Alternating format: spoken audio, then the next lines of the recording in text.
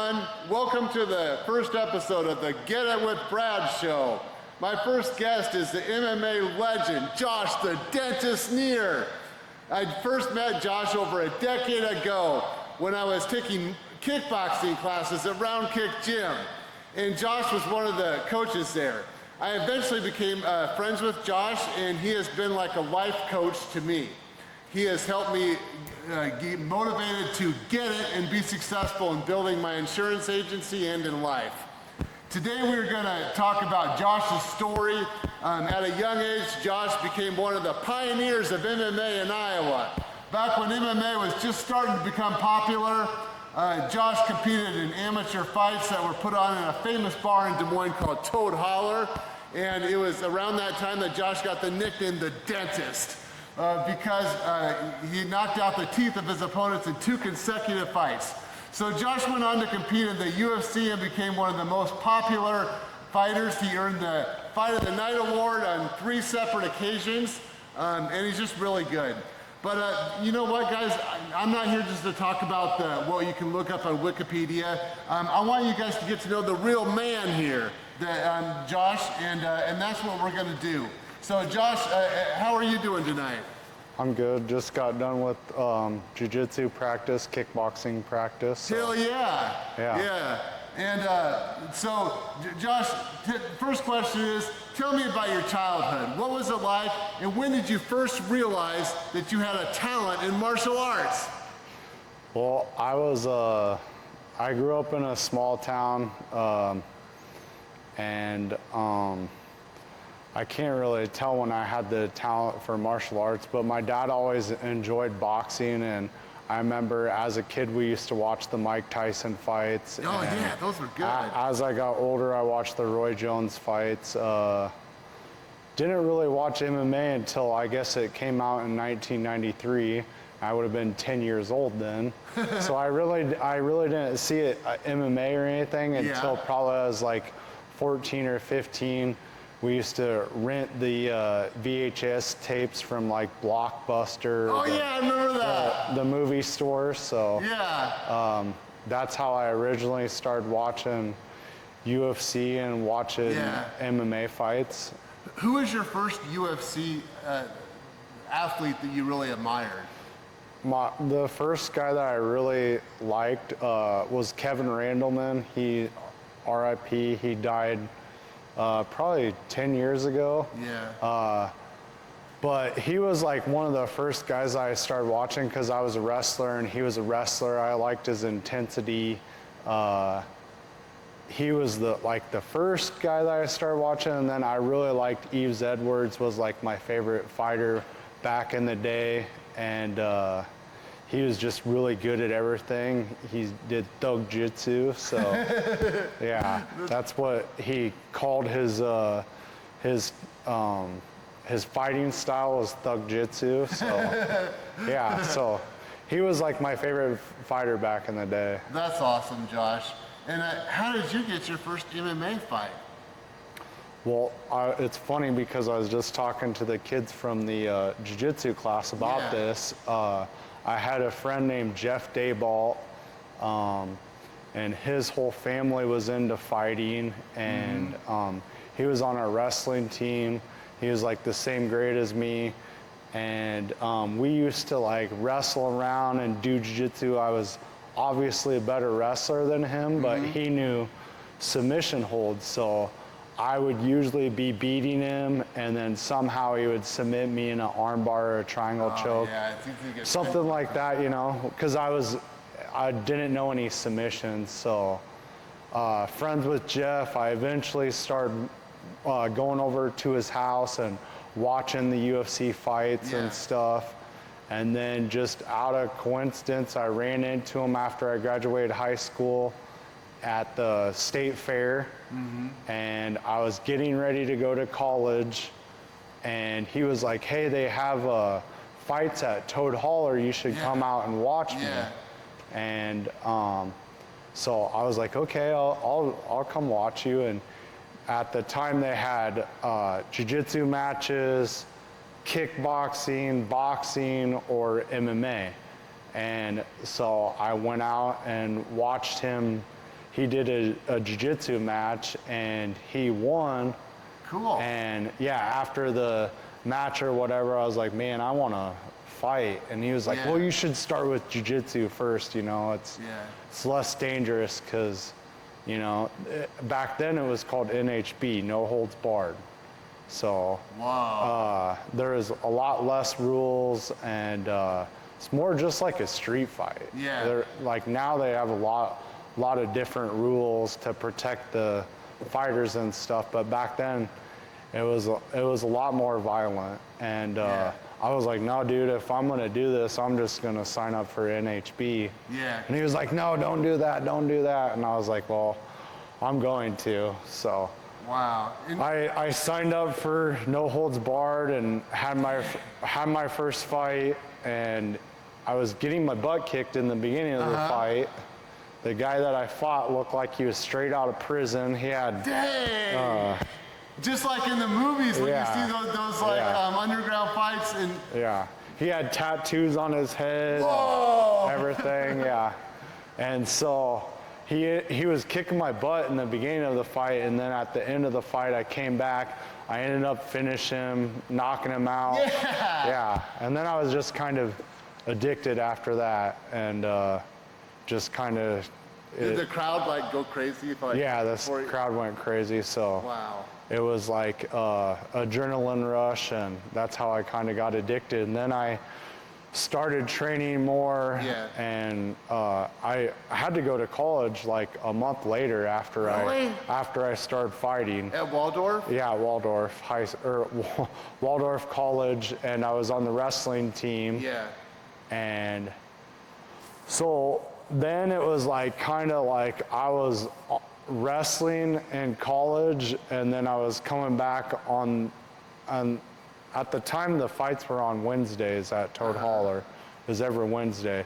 So I'd come back and fight and then go back to college and wrestle. So how did because I know you have a great relationship with your mom and everything, like how did she feel about or did she even know about it? No, she knew about it. My mom didn't like it at first. My dad loved it because your dad's a tough guy himself. My dad, you know, was a pretty tough guy himself. He was always into boxing and stuff. And street fighting, but so. I was just curious. My mom, she would have just gone nuts. I would have had to not tell her if I was going to do it. But how did you get the nickname the dentist? Yeah, so like you said, I had some fights. I was fighting a guy. I ended up soccer kicking him, knocking his teeth out. Then the next week, I pretty much did the same thing. Soccer kicked him, knocked another guy's teeth out, and the announcer at the time, his name was Big Papa Schnocky. He's the one that gave me. You can't make this up. He's the one that gave me the nickname. He said, "You're always knocking people's teeth out. I'm gonna start calling you the dentist." At first, I hated it. I was like, "Man, that's dumb." And then I was like, "Well, it's kind of cool, you know, because a lot of people give themselves their own nickname, and someone gave me mine, and he started calling me the dentist, and then it just kind of stuck, and everyone just started calling me the dentist." Well, I have a couple of your T-shirts, and that's just on your T-shirt is the dentist. And whenever I go somewhere in Des Moines and I'm wearing this, people are like, "That's Josh Neer," you know, And so but so you had mentioned like Toad Holler does sound like more just overall more violent than what the UFC is nowadays. And so, I mean, you had to be ready. Like if you could. You could really kick other people's ass. You had to just be prepared in your mind that you could get your butt kicked too. Like seriously. Like what, did you ever get seriously effed up there or anything? I was 10-0 at the time, and then I fought this guy named Kevin Burns, who actually later on he ended up fighting in the UFC. Whoa! So he actually made it too.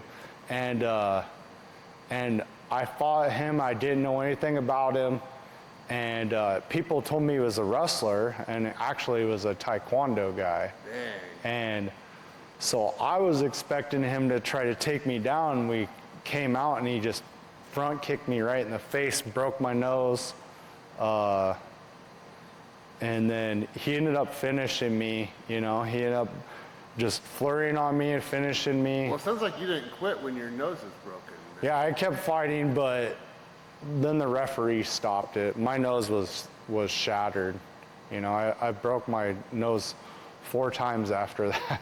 That just takes it. I mean, I just want to stop in a minute. You kept fighting when your nose was broken? I mean, most people would have been like, tap, somebody come save my ass. But I mean, well, when you're in a fight, I don't know. For me, it's like I'm not thinking about my body, whether my nose is broken, my face is busted open, or I'm cut, you know. Mm-hmm. To me, it's just like, it's really to the death. Yeah. Like, I'm going in to fight to the death, and the referee is going to have to stop the fight, you know? Yeah. I don't think a lot of people have that mentality, but to me, that's just how it's always been. And that's the primal instinct of people, I think. You know, it's just, that's how we were started out as cavemen, and we, you know, I think we still have a lot of that. Not all of us have as much of a fight in us, but yeah. Yeah. So, so then tell me about, how did you get to the UFC? Well, how I got to the UFC is I just, back to Kevin Burns, the guy that beat me as an amateur, I ended up rematching him like a year later, and I beat the brakes off of him. Yeah. Hell yeah. So I got my revenge on him. Was that at Toad Holler? Yeah, I was at Toad Holler. Nice. But it's crazy because it's like, well, that guy was really good because actually he made it to the UFC and he won fights in the UFC too. So, you know, and he came from the same place that I came from. Yeah. Yeah. And so yeah, I mean, really, back in when I got into the UFC, you had to beat like all the regional best guys in our area, not just Des Moines, in basically the Midwest. Dang. So I ended up beating, you know, a lot of the top guys in the Midwest, and eventually I just got my shot. There was this guy named Dave Gardner, who, you know, he was a really big name at the time that I beat, and I beat some other top talented guys in the Midwest, and then eventually got my shot. I beat a guy named Derek Noble, who was a top guy in the Midwest. He ended up fighting in the UFC too. Wow. Later on down the road, and yeah, I just kind of got my shot just from beating the top guys in our region. And that's how everyone, back when I fought, that's pretty much how you got in, is you had to beat the best guys. Now it's more like, you know, you can be 5-0 and have some cool tattoos and have so many followers on Instagram. Oh yeah, and social media and everything, and then all of a sudden you're fighting in the UFC. Yeah. So back when I got in, like, you had to be one of the top guys. Well, so it's just different now. Not saying that you know, that it's easy to get to the UFC, but I feel like it's easier to get to the UFC. And there's a lot more guys, you know? Yeah. Now there's a top 15 ranking. Back when I was fighting there was only 15 to 20 guys at each weight class. Really? Because they only had shows once every 3 months. Dang. and then all of a sudden it was like once a month, and now it's once a week. You know? Yeah, yeah. Back when I was fighting in the UFC, it was, you know, a show every once a month or every 3 months, every 2 or 3 months, you know?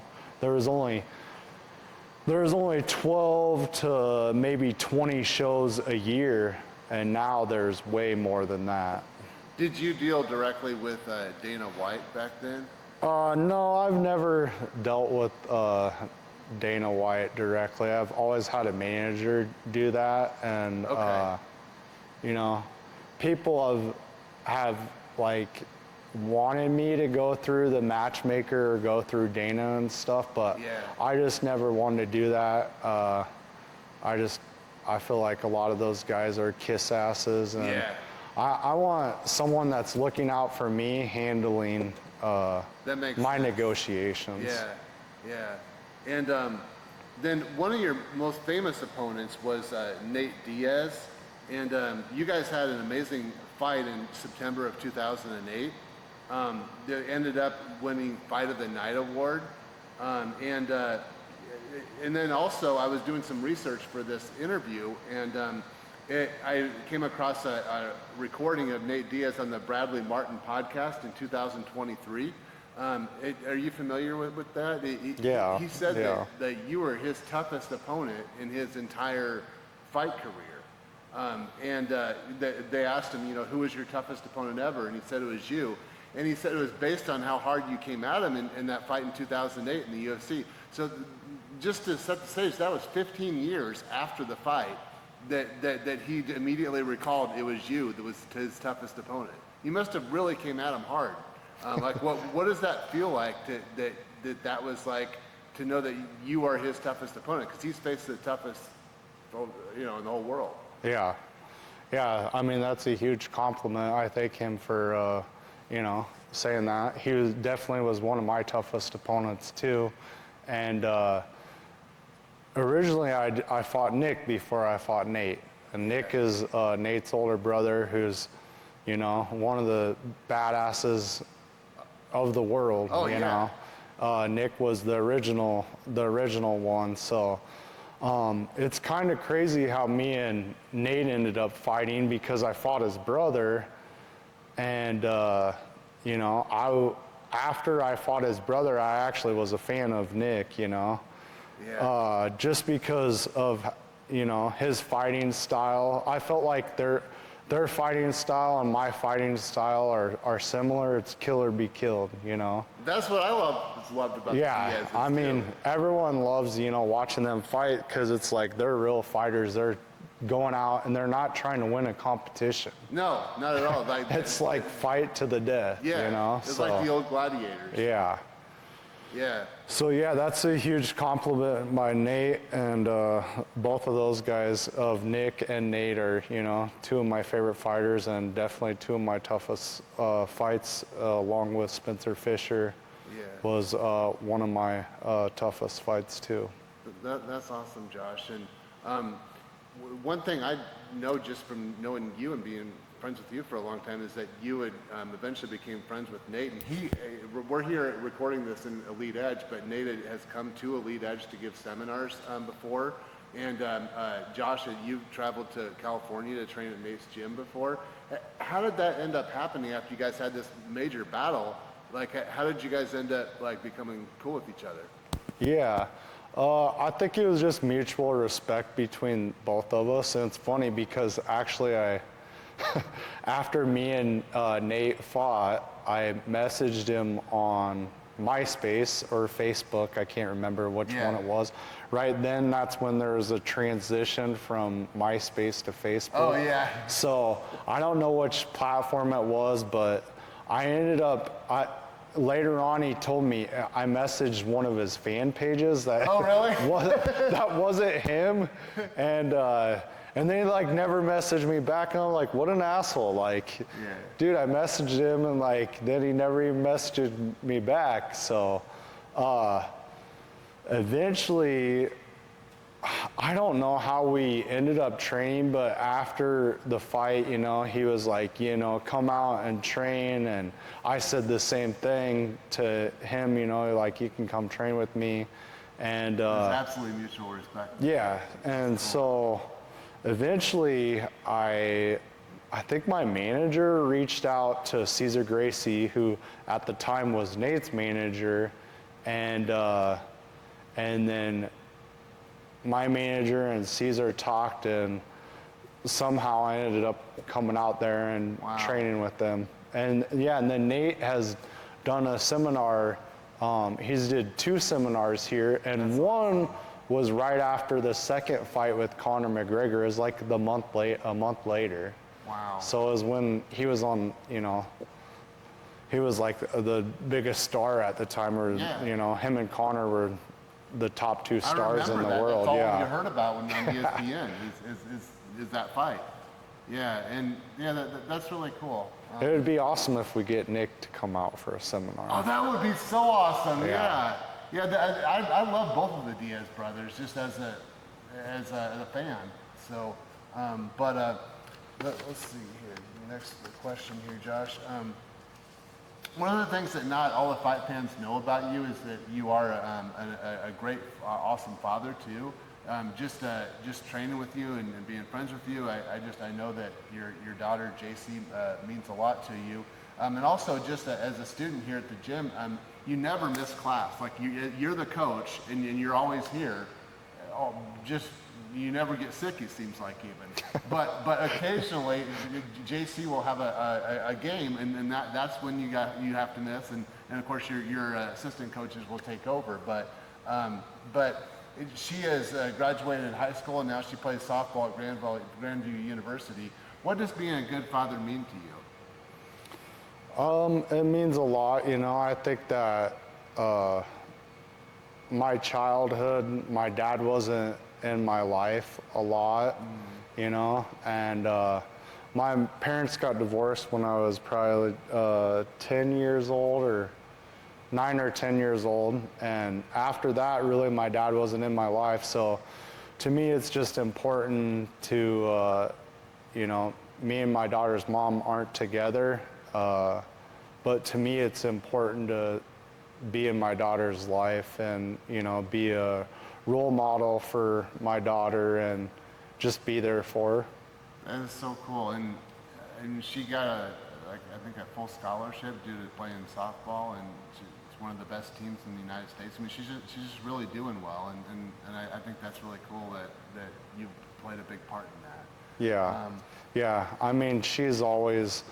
It's funny because, well, you can recall when she was little, she's like a gym baby. She's always been in the gym, you know. So especially when she was way younger. Now that she's older, she's not here as much. But when she was younger, like she came to practice with me like every day. At round kick, I'd walk in and be like, hi JC. And she'd have her iPad with her. So I think she had an iPad to watch cartoons on. And then, it was cool. Kids grow up so fast. I think it's good for kids to be in the gym too. Like, you know, she was at the gym and around like people training and stuff, people like doing all day. Things Yeah. So and you know, she was always doing her push-ups and her sit-ups and everything else. So I think that helped her athletically to excel in sports. That's awesome, Josh. And so in 2018, that was your last professional fight for the bare knuckle boxing. And since then, you've been coaching full-time here at Elite Edge. This gym right here is one of the most successful MMA gyms in the whole state of Iowa. We have people driving from all over to train here. And you've trained some of the best fighters in the state. What does being a good coach mean to you? And how do you push your athletes to be the best version of themselves, both in the gym and out of the gym? Yeah, to me,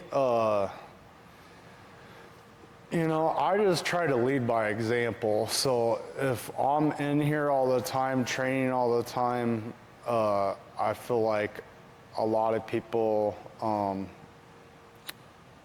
I feel like they look at me like that, and it's like that's the right way to do it, you know? And so I just try to lead by example. I'm always here, I'm always doing classes and trying to be the best coach that I can be, you know? That's awesome, Josh. And I try to help people out, and it's not just the fighters. I feel like, you know, like at fighting gyms, people think that it's just like all you have to care about is the fighters. But to me, like seeing someone, you know, lose 100 pounds, or someone coming in here with no confidence and gaining confidence, and you know, just stuff like that to me means more than someone winning a fight, you know. That's awesome. I don't feel like, you know, winning a fight is a bigger accomplishment than losing 100 pounds or whatever, you know. You know, that's one of the things that me as a trainer, or me as a student here at the gym, what you've always focused on with me is just getting better.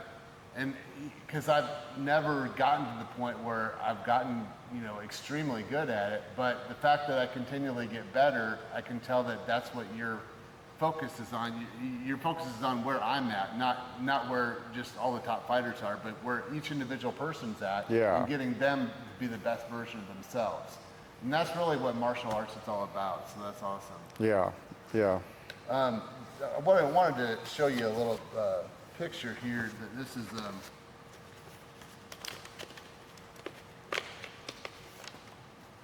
got a couple. This picture's pretty cool. This is from a couple of weeks ago. This is you and Ben. He's Ben. one of the fighters in the gym, and he won his MMA fight, and this was his first MMA fight locally here for one of the promotions. And Ben's a Christian, and he put on Facebook that this is not just, it was enduring this experience was not just a athletic experience, but also a spiritual experience. Basically, he put his whole heart and soul into it, and then he ended up, he went battle and he won, and then, but also noting that you're right next to him in the picture. I mean, and as you're right next to all of your fighters when they go to battle, like, what's that like to be a coach in that, where it means so much to the person and to their parents and to everybody? What's that experience like? Yeah, and that's back to my original, you know, just talking about being a coach. It's like, it's not so much about the wins and losses. I feel like people focus on, well, I won, so everything's great, or I lost and everything's great. Like, there's times where I've lost my fight where I was still proud of myself because of the work that I put in. And, you know, with Ben, me and Ben made an agreement or a deal that he's going to show up to practice every day and give it his best, you know? Wow. And I feel like that's kind of, and it was perfect because he had a tough fight and he definitely could have lost that fight. It was a close fight, and the reason why he won that fight is because of the work that he put in. I love that. You know, so that's with me. It's not about the wins and losses. It's about showing up every day and getting better. Because, you know, and that's me and you talk about that, because sometimes you get frustrated because you're like, oh, I'm not, you get mad that you can't do good against this person or that person, but imagine the first day that you trained, and imagine now that you've trained for, you know, a year and a half, how much better you are than when you first started. You're right about that. Brad, the first day that you started, how long do you think it would take for you to beat that guy? 10 seconds? Yeah. Maybe less. Yeah, exactly. And that's what, you know. And so, that makes me feel so good. And also, like, every time I leave, I always feel like I've learned something. I feel like I've gotten a little bit better, just not just as an athlete, but a little bit stronger person too. So. Yeah. So, anyways, back to Ben. You know, the original thing that we were talking about is I wasn't more proud of the win. It was more, I was proud of him of all the work that he put in before the fight. If he would have lost, I still would have been proud of him because of all the work that he put in. I love that. It's almost like that Karate Kid, like the good sensei and the bad sensei. Like the bad sensei, all they cared about was winning, and the good. Oh, really? Yeah, the Miyagi sensei. Yeah, yeah. He cared about the whole thing. Yeah, you care about the process. Yeah, yeah. It's all about the process. It's not about the wins and the losses and what happens after that. It's all about the process. Yeah, and so then one more thing, when people hear the name Josh Neer 10 or 20 years from now, what do you want them to think? Like, what do you want your legacy to be? Or is it just kind of what we've been talking about? Yeah, I mean, just what I just said, just someone that always showed up and always did my best, you know? I feel like I don't want to be one of those people that was like, oh, well, he was a waste of talent. He was good, but he could have been a lot better. I want to be remembered as I really couldn't have been any better than what I was. You inspire your people to try and live up to that standard too. Like me and a lot of other people, I think. But like you were saying, they see you and you're the leader here, and they want to live up to that. So that's pretty cool. Awesome. One more thing is that this is another picture. This is the recent beginners class. Oh, nice. And what's let's see. I just had my notes here. That was a couple weeks ago, and I was there, and so were a lot of other men and women from the community. Most of us are not professional fighters, though. We're recreational athletes who also work full-time jobs, but we all get better in fitness and in facing the challenges that life throws at us by coming to the gym. You have also an awesome kids program. If anyone from Des Moines wants to come out and try out your gym, how can they do that?